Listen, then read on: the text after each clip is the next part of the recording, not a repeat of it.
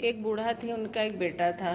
दोनों लोग रहते थे। बेटवा जब उनका बड़ा हो गया जवान, तो उसकी शादी ब्याह की, बहू आई, रहने लगे, घर का खर्चा पानी सब बढ़ गया। तो उनका बेटा बोला कि ऐसा है माई, अब हम परदेश जा रहे कमाने, यहाँ से तो खर्चा पानी पूरा नहीं हो रहा।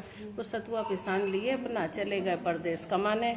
और यहाँ जब बेटा गया परदेश कमाने तो बहू सास थी, बहू दुष्ट निकली। वो उन्हें मार परेशान करे, बूढ़ा को खाना पानी ना दे, घर के काम में भी करे, मार परेशान करे। बूढ़ा दुआरे पे कुआं था, वहीं बैठे बैठे मार रोए कि क्या होएगा, हम तो इतना किए, बेटवा मार नहीं है, मार परेशान रही।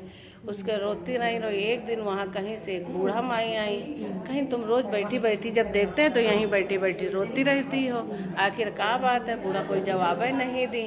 फिर वो पूछी तब वो नहीं जवाब दी। 4-5 बार जब पूछी तो कहीं तुम तो ऐसे पूछ रही है जैसे हमारा सब दुख है दूर कर दोगी। कहीं अरे बताओ तो क्या पता कुछ हम मदद कर पावे।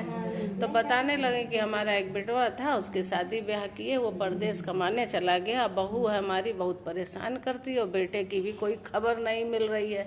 अब हमारे बहुत हम परेशान हैं। कहीं ऐसा है, यहीं पास में चटपटा मैया का मंदिर है, तुम वहाँ चली जाओ, वहाँ जाके उनको भाई पूजो मानो, उनसे अपनी सब बात कहो और उनकी करो। तो कहीं अच्छा ठीक है, वो तुम्हारी करेंगी।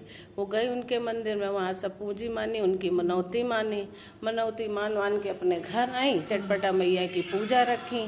14 सुहागिन सब बुला के सब पूजा पाठ सब कुछ जमाई। जैसे पूजा पाठ पे बैठी वैसे ही परदेश में उनके बेटे का मन अपने आप माता रानी भैया फिरा दी कि अपने घर की सुध आई, कहीं बहुत दूर हो गए, हम अपने घर खबर नहीं गए हैं, चले जाएं परदेश से अपने हाल खबर ले आए। वो उधर से बांध के चल दिए, ये इधर बैठी पूजा पाठ कर रही थी।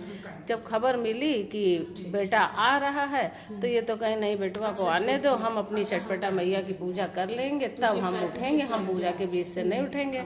बहू बैठी थी, वो नहीं मानी, वो उठ के पूजा छोड़ के पीछे पीछे भागी गई अपने पति के पास।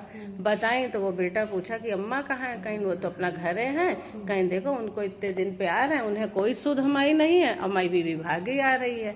लेकिन जब घर आए पूछें तो माता जी बताएं कहीं भैया तुम भाई बहुत दिन से खबर नहीं मिली थी, इसलिए हम चटपटा मैया की मनौती माने सब इनकी पूजा पाठ कर रहे थे, वैसे खबर में इसलिए हम उनकी पूजा छोड़ के नहीं आए हैं, इसीलिए नहीं आए। कहीं अच्छा फिर कहीं अम्मा बताओ इतने दिन तुम्हारी कैसे कटी। कहीं सब हाल कही सुनाई कि तुम्हारे जाने के बाद ये बहुरिया हमें ऐसे ऐसे करके पड़ाई।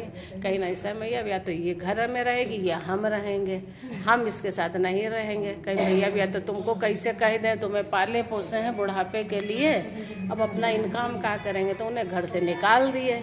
जब उन्हें घर से निकाल दिए तो घर के बाहर एक पीपल का पेड़ था, वो वहीं बैठी रो रही थी, मार खूब रोए। तो उधर से एक राजा उधर से निकले, वो उन्हें देखे तो वो उन्हें अपनी बात बताई। तो कहीं अच्छा आज से तुम हमारी धर्म बहन हो।